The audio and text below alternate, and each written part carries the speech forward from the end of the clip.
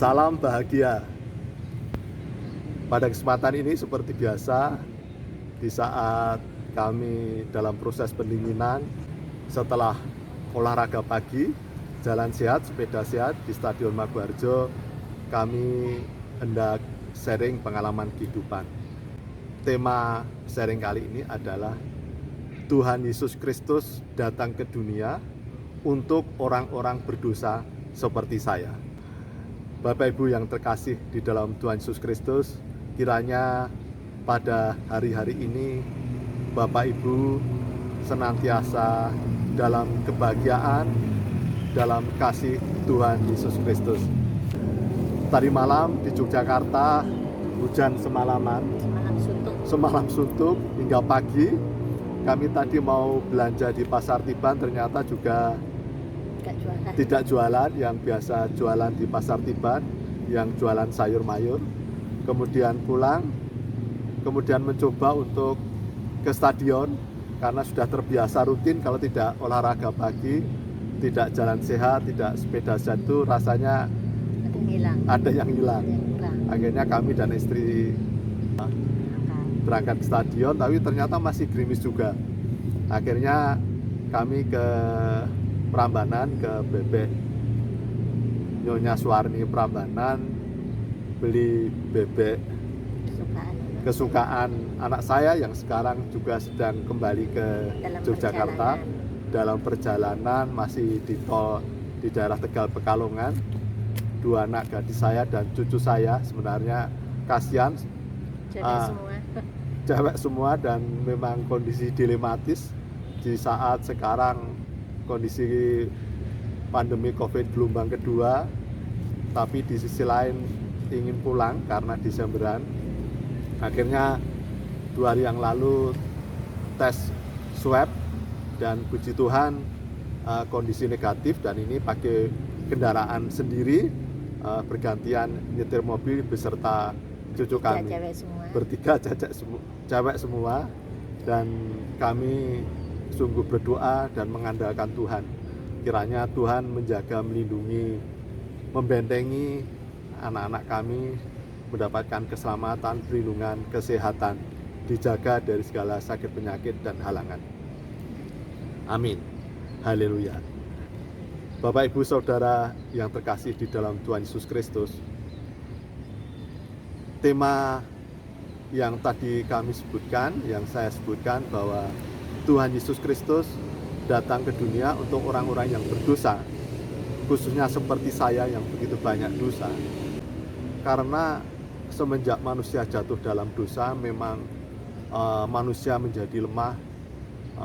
Walaupun secara roh ingin berusaha hidup baik, tapi ternyata sering jatuh. Dan begitu banyak roh-roh penguasa dunia yang selalu ingin menggoda, membunuh, dan membinasakan manusia. Jadi manusia, kekasih Tuhan, itu ibarat domba hidup di tengah serigala.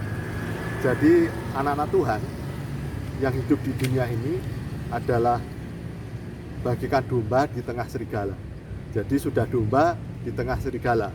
Jadi betapa lemahnya anak-anak Tuhan jikalau itu hidup menurut mengandalkan diri sendiri sesuai dengan kemampuan diri sendiri.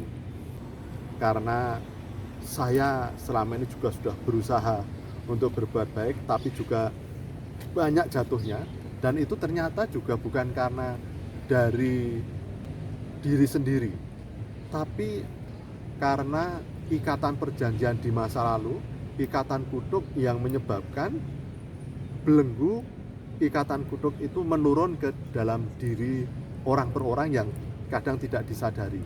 Jadi ketika ikatan kutuk, ikatan perjanjian itu belum dibersihkan, nenek moyang, leluhur. Jadi ikatan kutuk, ikatan perjanjian yang dilakukan nenek moyang yang meminta sesuatu untuk kesuksesan duniawi ini melalui okultisme, melalui perjanjian dengan iblis, dengan setan, dan itu belum dibersihkan, maka itu akan menurun ke anak cucu, dan anak cucu tidak menyadari. Maka mengapa kok hidupnya menjadi tidak pada umumnya tidak normal, ada sesuatu kehidupan yang tidak sesuai dengan kondisi yang seharusnya hidup. Dan oleh karena itu saat ini saya sungguh bersyukur, saudara-saudaraku, karena Tuhan melawat menjamah saya.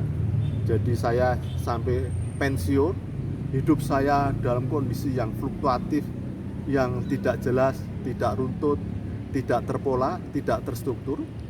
Namun Tuhan yang Maha Kasih berkenan melawat menjamah saya dengan segala pergulatan hidup saya.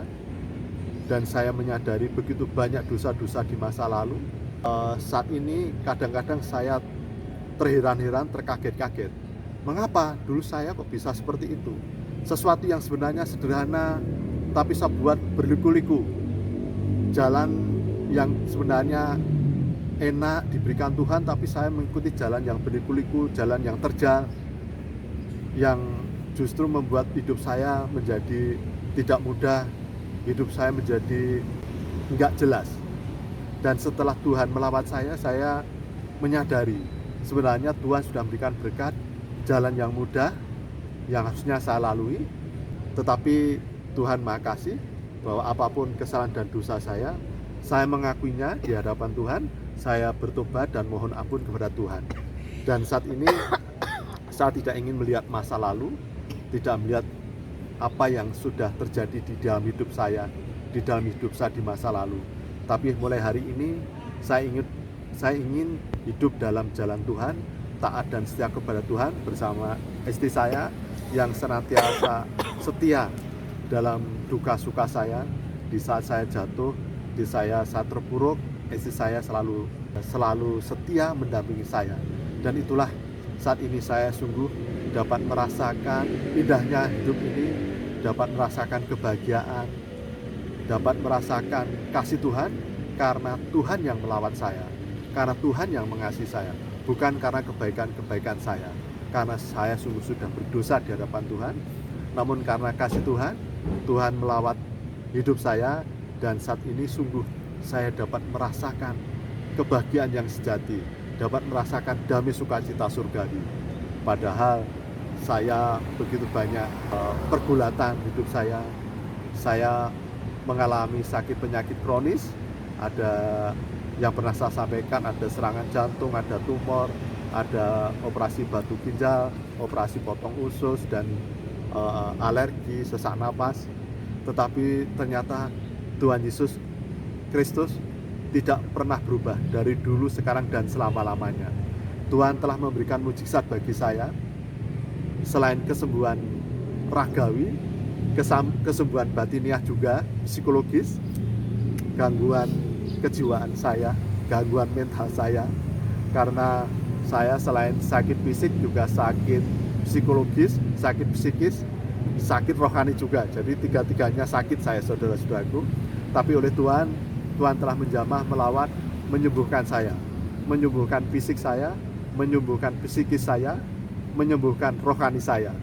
Dan yang paling penting, saya sekarang merasakan damai sukacita surgawi, kebahagiaan, indahnya hidup ini, indahnya kasih Tuhan, dan yang lebih penting, saya mendapatkan harapan surgawi, rumah di surga. Dan oleh karena itu, saudara-saudaraku, jikalau saudaraku saat ini sudah berbahagia, dan karena saudara-saudaraku sudah taat dan setia kepada Tuhan, maka itu jaga, perlu tetap dipertahankan, dijaga.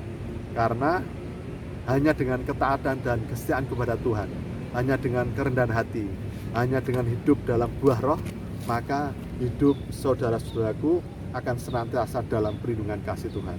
Maka jangan coba-coba untuk membelokkan akan hidup bukan dalam jalan Tuhan. Sedikit belok, maka itu nanti akan menjadi celah untuk saudaraku semakin belok menuju jalan yang bukan jalan Tuhan. Saudara-saudaraku, jangan coba-coba, tetap hidup dalam jalan Tuhan, tetap hidup dalam jalan lurus Tuhan. Karena jika hidup bukan dalam jalan Tuhan, itu sebenarnya menuju dalam jalan kebinasaan, saudara-saudaraku. Jadi mari kita bersama-sama untuk senantiasa hidup dalam jalan Tuhan, hidup dalam jalan lurus dengan taat dan setia kepada Tuhan, bahwa Tuhan Yesus Kristus senantiasa tidak pernah berubah dari dulu, sekarang, dan selamanya. Tuhan senantiasa tetap memberikan mukjizat, karya Tuhan yang luar biasa jikalau kita sungguh-sungguh percaya, taat dan setia hidup dalam jalan Tuhan. Tuhan memberkati. Haleluya.